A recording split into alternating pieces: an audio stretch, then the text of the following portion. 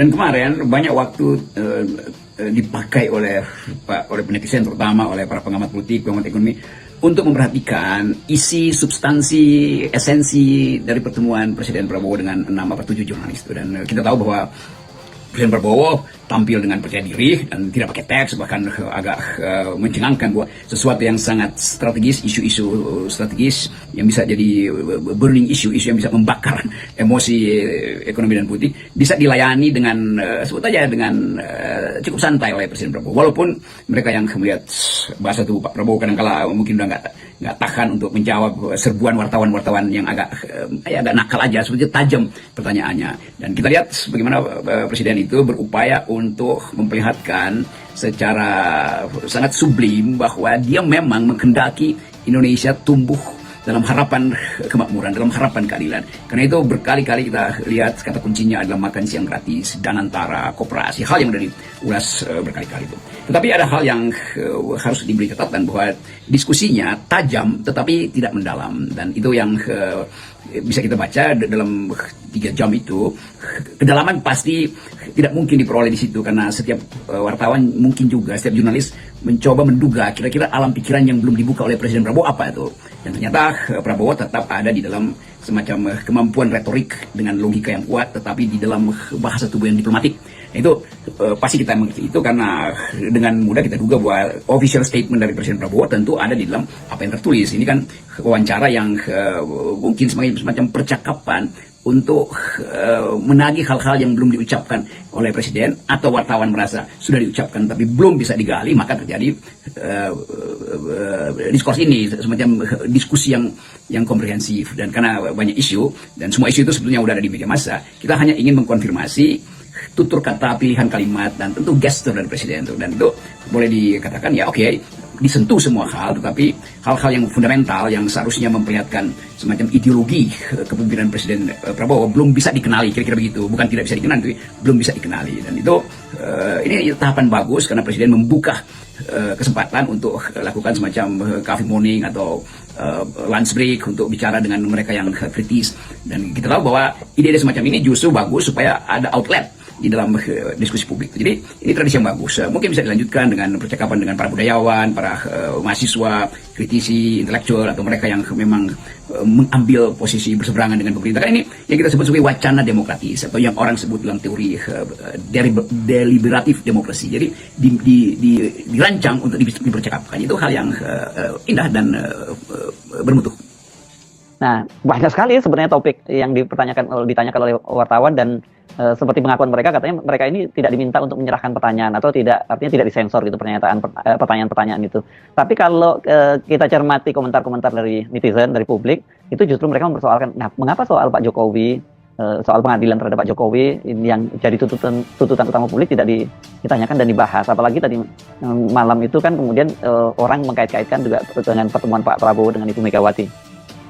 Oke, setelah soal-soal yang disebut isu-isu harian itu dibicarakan, orang tetap menunggu hal yang lebih fundamental, yaitu bagaimana positioning Presiden Prabowo terhadap Pak Jokowi yang mungkin tidak bisa ditagih secara ideologis, tetapi secara psikologis tentu ini ada di dalam pertanyaan yang tidak bisa terucap oleh para jurnalis, atau mungkin merasa bahwa itu soal yang biarkan netizen yang bertanya. Tapi sekali lagi ini soal yang serius, karena masyarakat sipil tetap menduga bahwa Presiden Prabowo masih menyimpan taktik atau strategi atau apapun penamaan itu tentang relasi beliau dengan Presiden Jokowi. Walaupun tetap di dalam pembicaraan para jurnalis, Prabowo konsisten mengatakan bahwa banyak hal yang bagus dari Presiden sebelumnya, bahkan dari Bung Karno, Habibie, Pak Harto, Ibu Megawati, segala macam itu.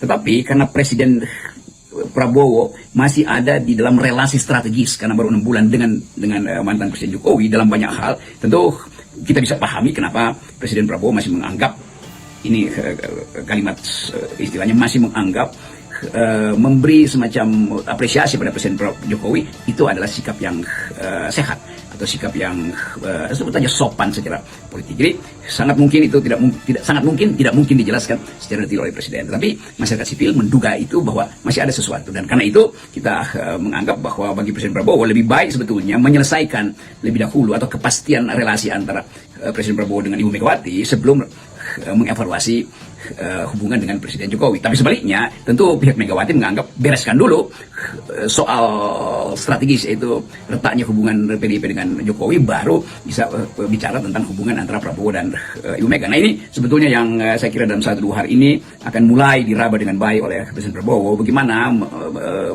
proksi antara pemerintahan Prabowo hari ini dengan Ibu Mega, dan sebaliknya bagaimana penerimaan Ibu Mega terhadap fakta-fakta yang disebut aja berseliweran di dalam media sosial, terutama yang masih di-upload. Ini saya pun mau cari kalimat harus hadapi yang diviralkan oleh netizen, yaitu soal Gibran yang tetap dianggap sesuatu yang bakal jadi faktor strategis suksesi 2029. Jadi jujur, netizen tetap menunggu keterangan itu. Mungkin akan ada keterangan berikutnya.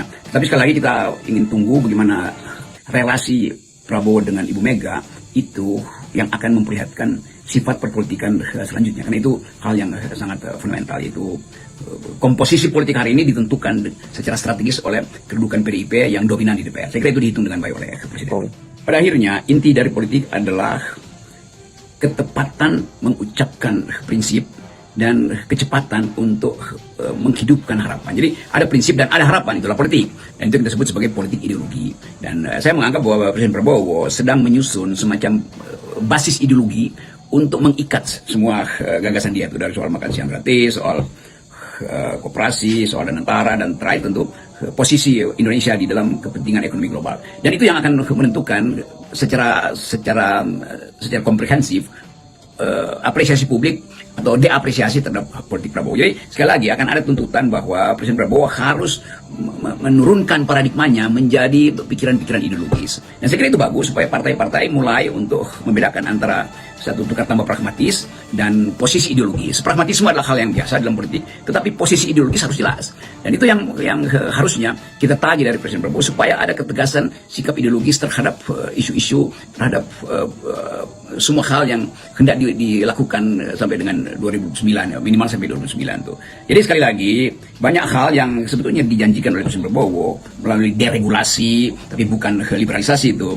Dan yang paling penting adalah menerangkan bahwa politik kita itu dikuasai oleh kerakusan partai-partai, dan dari situ mungkin kita mulai mengaktifkan ide deparpolisasi. Tetapi deparpolisasi bukan parpolnya yang dihilangkan, tapi perilaku parpol yang sekedar memanfaatkan posisi-posisi dalam kabinet untuk memanipulasi kebijakan atau bahkan merampok dengan cara sistematis APBN kita kan. Jadi kelihatannya itu tuh, tentu ada banyak isu soal Pertamina, soal judi, macam-macam itu. Tapi sekali lagi ada semacam kepastian yang harus diberikan oleh Presiden Prabowo bahwa akan ada satu sikap yang keras terhadap para perampok hutang negara. Akan ada sikap yang keras terhadap faksi-faksi yang masih mengincar atau berupaya untuk memenuhi kepentingan sendiri dan bukan kepentingan bangsa dan negeri yang sedang bertaruh di dalam era internasional yang sangat terbuka. Dan potensi Indonesia untuk maju memimpin Asia juga harus dianggap sebagai kesempatan justru di dalam keadaan krisis ekonomi yang memungkinkan semua orang mencari selamat sendiri-sendiri. Nah itu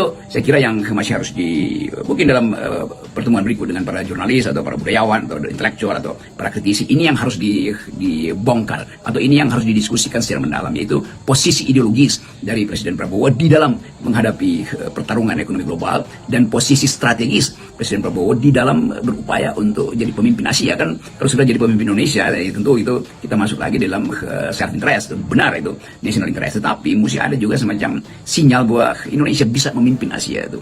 Indonesia bisa menjadi contoh tentang kemajemukan. Indonesia bisa menjadi contoh tentang circular economy, tentang green economy. Jadi semua itu saya kira mungkin agenda berikutnya kalau Presiden menganggap bahwa pertemuan dengan jurnalis itu bisa diperluas menjadi pertemuan dengan pemimpin mahasiswa, OKP, tapi dengan pengkondisian yang matang bahwa yang akan didiskusikan adalah soal-soal yang sifatnya ideologi, soal-soal yang